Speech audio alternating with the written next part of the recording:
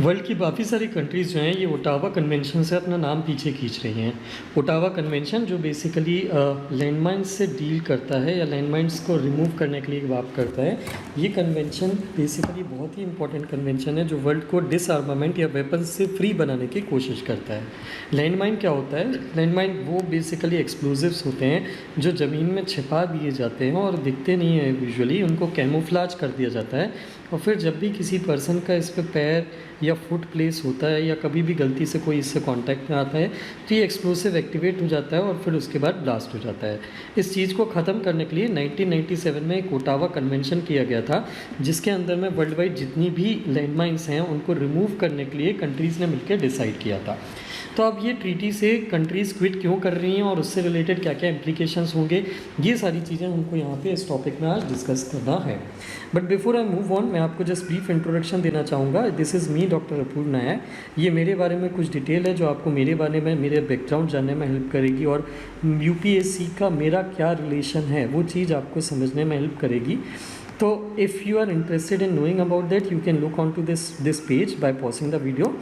हम बात करते हैं अपने इशू की वापस। नाटो के मेंबर्स, पर्टिकुलरली किन कंट्रीज़ की हम बात कर रहे हैं जिन्होंने ओटावा कन्वेंशन से अपना नाम पीछे खींचा है। तो इसमें ऊपर आता है नाटो के मेंबर्स जैसे कि पोलैंड, फिनलैंड और तीनों बाल्टिक स्टेट्स जिन्होंने बेसिकली पास्ट फ्यू वीक्स में ओटावा कन्वेंशन से एंटी पर्सनल लैंडमाइंस को जो बैन करता है उससे अपना नाम पीछे खींचा है।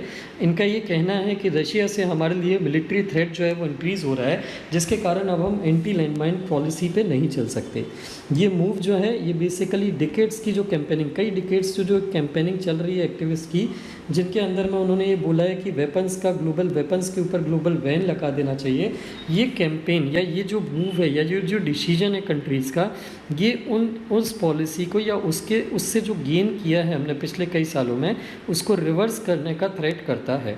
कंट्रीज़ जो हैं जिन्होंने 1997 की ट्रीटी को क्विट किया है वो जो कोल्ड वॉर के एंड पे कंक्लूड हुई है ग्लोबल डिसआर्मामेंट को एनकरेज करने के लिए, ये फिर से लैंडमाइंस को प्रोड्यूस कर सकती हैं, स्टॉकपाइल कर सकती हैं और ट्रांसफ़र कर सकती हैं लैंडमाइन को। तो जिन कंट्रीज़ ने ये ट्रीटी छोड़ दी है अब वो ये सारी चीज़ें लैंडमाइन से रिलेटेड प्रमोट करेंगी। जो कंट्रीज़ एग्जिट हो रही हैं, कौन कौन सी कंट्रीज़ एग्जिट हो रही हैं? नियरली ऑल यूरोपियन कंट्रीज़ जो रशिया को बॉर्डर करती हैं, रशिया से बाउंड्री शेयर करती हैं। यूक्रेन के इशू के बाद जैसे यूक्रेन के ऊपर जो थ्रेट और अटैक हुआ और यूक्रेन का नियरली एनेक्सेशन हो गया, उन्होंने ये सारी यूरोपियन कंट्रीज़ जो रशिया से बॉर्डर शेयर करती हैं उन्होंने इस कंटेक्स्ट में इस ग्लोबल टीटी को छोड़ने के प्लान अनाउंस किए हैं।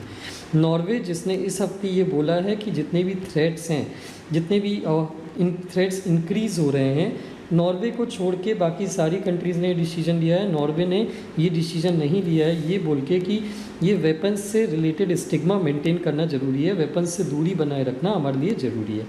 कई लोग हैं जिनको ये डर है कि यूनाइटेड स्टेट्स के प्रेसिडेंट डोनाल्ड ट्रंप जो हैं ये यूक्रेन पे जो वॉर एंड करने का प्रेशर डाल रहे हैं इस पीरियड में या इस फेज़ में रशिया जो है कोई भी रीआर्म का या टारगेट कर सकता है, उनको अपने आप को रीआर्म कर सकता है रशिया और इस फेज़ में दूसरी कंट्रीज़ को भी टारगेट कर सकता है ट्रंप की वीक पॉलिसी को देखते हुए रशिया के लिए। ऑफिशियल्स जो हैं उन्होंने ये सजेस्ट भी किया है कि विड्रॉल करने से, मतलब जिन कंट्रीज़ ने ये विड्रॉ किया है पॉलिसी से, उनका ये कहना है, उन्होंने सजेशन दिया है कि उस पॉलिसी से या उस कन्वेंशन से विड्रॉ करने से रशिया के से फ़ाइट करने की उनकी इक्वल कैपेसिटी बहुत कुछ हद तक आ जाएगी। लेकिन एक चीज़ जो यहाँ पे जानने के लिए ज़रूरी है कि इसमें बहुत सारी मेजर कंट्रीज़ हैं उन्होंने ये ट्रीटी कभी रेटिफाई की ही नहीं, जैसे कि यूएस, चाइना, इंडिया, इजराइल, इन्होंने ये ट्रीटी ना कभी साइन की ना कभी रेटिफाई करी और रशिया ने तो ये ट्रीटी कभी ज्वाइन की ही नहीं थी।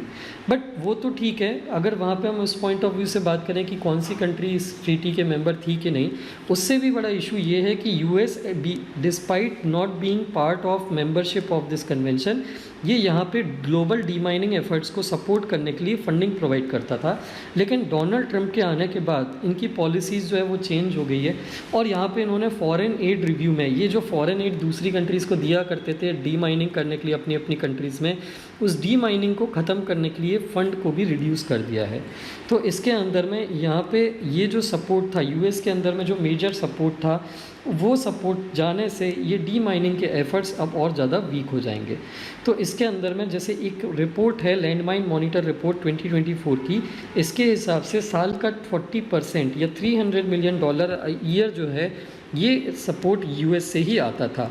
स्टेट डिपार्टमेंट ऑफिशियल्स का ये कहना है कि मार्च में इसने कुछ ग्लोबल ह्यूमैनिटेरियन डीमाइनिंग प्रोग्राम्स जो हैं और एक्टिविटीज़ जो हैं इनको रीस्टार्ट भी कर दिया है, जिसके अंदर में डिटेल देने से उन्होंने मना कर दिया है। तो उस केस में ये जो प्रीवियसली रन प्रोग्राम थे, मेजर प्रोग्राम्स थे इराक, अफ़गानिस्तान, लाओस, यहाँ पे कई सारे एफ़र्ट जो हैं वो वहाँ पे वीक होने लगेंगे। इसकी सबसे बड़ी जो कैजुअलिटी आती है वो कैजुअलिटी आती है सिविलियन विक्टिम्स की। एंटी पर्सनल लैंडमाइंस जो होते हैं ये जनरली ग्राउंड में हिडन होते हैं और ऑटोमेटिकली डेटोनेट हो जाते हैं जब भी कोई इस पर पैर रखता है। मोर देन 80% माइन विक्टिम्स जो होते हैं वर्ल्ड में ये सिविलियंस होते हैं, international committee of red cross की रिपोर्ट के अकॉर्डिंग। ये कन्वेंशन जो है, ये कन्वेंशन ना सिर्फ कंट्रीज़ को इनकरेज करता था कि वो अपनी अपनी कंट्रीज़ में डी माइनिंग एफर्ट्स को प्रमोट करें, बल्कि साथ साथ में जो भी सिविलियन इसका विक्टिम होता था उसको असिस्टेंस प्रोवाइड करने का भी एक प्रोविज़न बनाता था। जैसे माइनिंग के ब्लास्ट में कई लोगों के लिम्स चले जाते थे, कई लोगों की लाइफ चली जाती थी, कई लोगों को परमानेंट डिसेबिलिटी हो जाती थी, तो ये कन्वेंशन ऐसे लोगों को असिस्टेंस प्रोवाइड करने का भी काम करता था। अक्टूबर 2024 में यूनाइटेड नेशंस ने ये रिपोर्ट किया था कि यूक्रेन वर्ल्ड की सबसे ज़्यादा माइंड कंट्री है। अगस्त 2024 में ही 1286 सिविलियन विक्टिम्स से ज़्यादा माइंस के और एक्सप्लोसिव रेमनेंट्स के विक्टिम्स यहाँ पे यूक्रेन में हमको देखने के लिए मिले थे। स्टॉक पाइल की बात करें तो 1997 के कन्वेंशन के अंदर में कंट्रीज़ के पास अगर कोई स्टॉक था माइंस का तो उसको डिस्ट्रॉय करने के लिए बोला गया था 4 साल के अंदर में। हालांकि सारी कंट्रीज़ ने उसको फॉलो नहीं किया। पोलैंड का अब कहना है कि अब हम इस ट्रीटी से विड्रॉ करने के बाद अपनी माइंस का प्रोडक्शन जो है इसको रिज्यूम करेंगे। काफ़ी सारी कंट्रीज़ हैं उन्होंने लैंडमाइन ट्रीटी से अपने आप को विड्रॉ किया है, जैसे लिथुआनिया, ये भी 2008 कन्वेंशन ऑन क्लस्टर म्यूनिशंस को छोड़ने के लिए भी बात कर रहा है। ये कन्वेंशन जो होता है क्लस्टर म्यूनिशंस का, ये बेसिकली ऐसे एक्सप्लोसिव वेपन्स होते हैं क्लस्टर म्यूनिशंस जो बहुत छोटे छोटे चेन के फॉर्म में ब्लास्ट होते हैं। मतलब आप एक ट्रिगर दबाते हैं तो एक ब्लास्ट होता है, तो इससे मल्टीपल ब्लास्ट जो हैं ट्रिगर होते हैं और छोटे छोटे करके मल्टीपल बड़े एरियाज़ को ये कवर कर लेता है, छोटे छोटे एरियाज़ में ब्लास्ट कंटिन्यूटी में करके। यूएस जिसने ये कन्वेंशन साइन नहीं करा है, 2023 में यूक्रेन को कई सारे क्लस्टर म्यूनिशंस दिए थे अपने आप को डिफेंड करने के लिए। तो यहाँ पे इस ट्रीटी से विड्रॉ करने के काफ़ी सारे नेगेटिव इम्पैक्ट वर्ल्ड को दिखने वाले हैं। इसी चीज़ पे एक यूपीएससी के मेंस का क्वेश्चन देखते हैं। The recent withdrawal of NATO members from the Ottawa convention reflects a shift in global security priorities.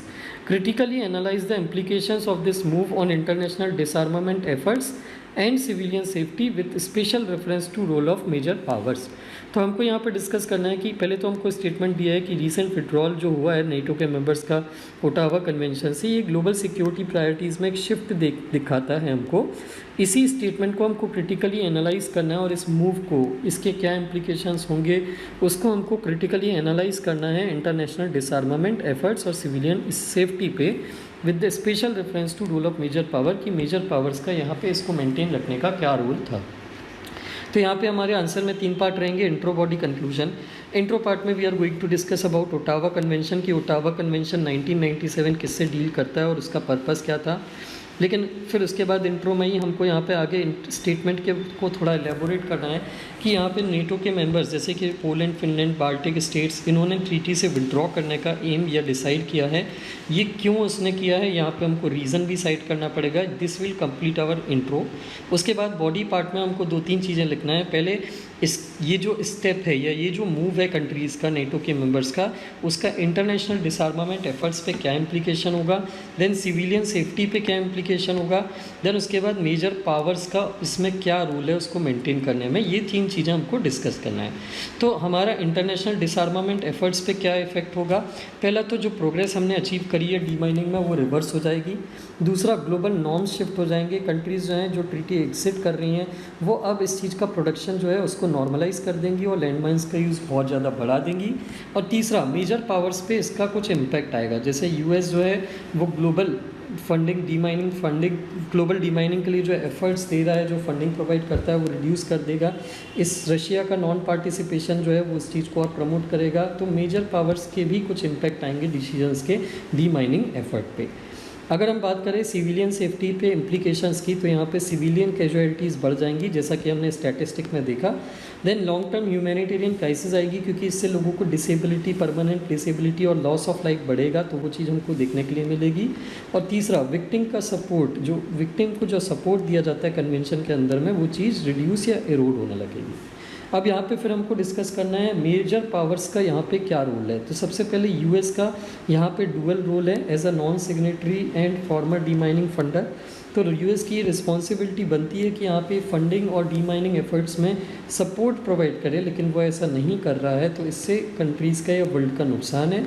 Russia जो है यहाँ पे डायरेक्टली अटैक कर रहा है, माइंस का यूज़ कर रहा है actively for the purpose of basically weakening another country, और इससे ग्लोबल बैलेंस जो है ये भी बिगड़ रहा है। जैसे चाइना, इंडिया, इजराइल, इन पावर्स का, इन गुड पावरफुल कंट्रीज़ का नॉन पार्टिसिपेशन जो है ये ट्रीटी की यूनिवर्सल एक्सेप्टेंस को वीक कर रहा है। तो ये कुछ मेजर कंट्रीज़ का रोल है इस ट्रीटी की non success, complete non success में। कंक्लूजन में आप यहाँ पे ये लिखेंगे कि इस चीज़ को कैसे रिजॉल्व किया जा सकता है। ये जो हम नेगेटिव साइड में कंट्रीज़ को जाता हुआ देख रहे हैं, इसको हम कैसे रिवर्स या ठीक कर सकते हैं। तो यहाँ पे हमको रीजनल सिक्योरिटी को इम्प्रूव करना है, ताकि कंट्रीज़ किसी एक पर्टिकुलर कंट्री के अटैक से ना डरें। दूसरा, ऑल्टरनेट फंडिंग मैकेनिज़्म बनाना है, ताकि यूएस जैसी एक सिंगल कंट्री पर फंडिंग के लिए डिपेंडेंस ना बने। तीसरा, विक्टिम सपोर्ट प्रोग्राम चलाना है, ताकि विक्टिम्स को हम असिस्टेंस प्रोवाइड करा पाएँ। और चौथा, डिप्लोमेटिक एंगेजमेंट को प्रमोट करना है, ताकि कंट्रीज़ आपस में डिप्लोमेसी के थ्रू अपनी प्रॉब्लम्स को रिजॉल्व करें, ना कि वेपन्स का ज़्यादा से ज़्यादा यूज़ करके एक दूसरे को डरा धमका के। So this will complete our mains answer. I hope this issue was clear to you.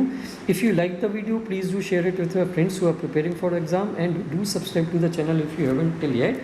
इस लेक्चर की PDF आपको हमारे टेलीग्राम चैनल पे मिल जाएगी, जिसका लिंक आपको इस वीडियो डिस्क्रिप्शन में मिल जाएगा।